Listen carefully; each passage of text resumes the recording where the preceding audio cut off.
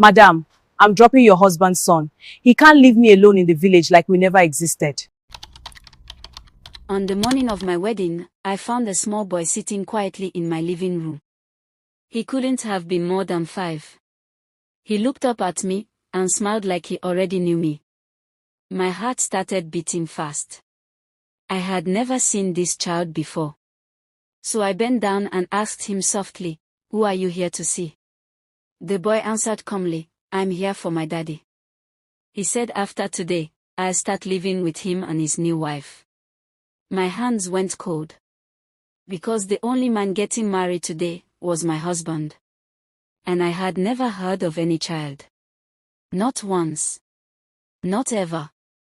But what scared me the most was when the boy called my fiancé's name perfectly. I told myself there had to be a mistake. Maybe the child got the wrong house. Maybe it was someone else's fiancé. So I forced a smile and asked him, "Who is your daddy?" He said the name again, clear, confident, and without fear. It was him. The man I was about to promise forever to. My chest tightened. "Where is your mother?" I asked. The boy pointed outside. "There." I walked to the door slowly, and when I opened it, I saw a woman standing by the gate. Holding a small bag. Watching my house like she had every right to be there. When our eyes met, she didn't look surprised.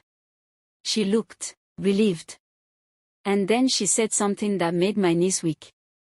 "I'm glad you finally seen him. Because your husband has been hiding my son for 5 years." My ears started ringing. 5 years. That means, even before he met me. Before he proposed. Before he stood in front of my family and promised honesty. This child had always existed. I turned to the woman, my voice shaking. "Why are you here today?" She stepped closer and said quietly, "Because he promised me that after he marries you, he will finally take responsibility for his son." My heart broke instantly. So his plan was simple: marry me first. Secure his comfortable life. Then bring in his secret child. Without my consent. Without my knowledge. Without my choice. I felt foolish. Used, trapped.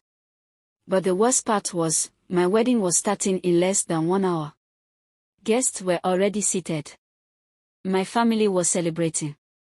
Everyone thought I was about to start my happily ever after. But standing at my gate was the truth he never told me. I walked back inside slowly. The little boy was still sitting there, swinging his legs happily, completely innocent in all of this. I looked at him and felt tears fill my eyes. Because none of this was his fault. He didn't ask to be a secret.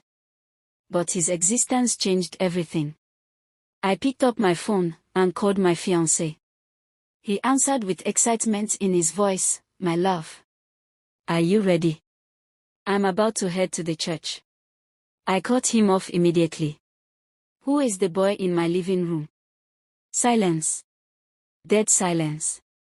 For 5 seconds, he said nothing, and that silence told me everything. When he finally spoke, his voice was no longer excited. It was low. Careful. Almost defensive. "I was going to tell you."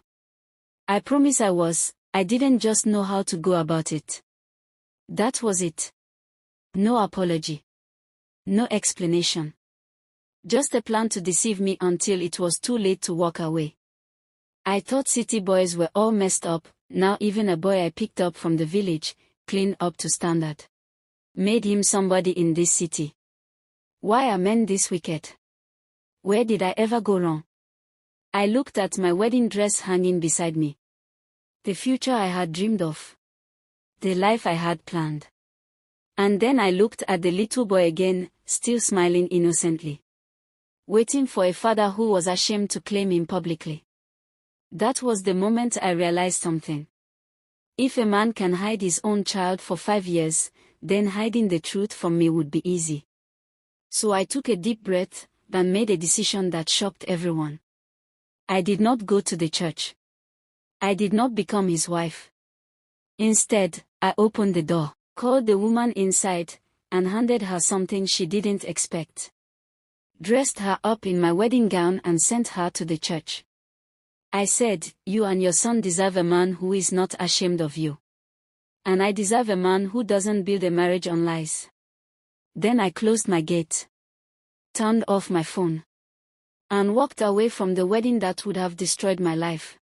Then I sent him a simple message: "Happy married life, hope you like my wedding gift." Changed my phone number, bought a one-way ticket, left everything and everyone behind. Someday, I meet my very own flesh, love will eventually find me and it'll make sense. Tell me, did I make the right decision?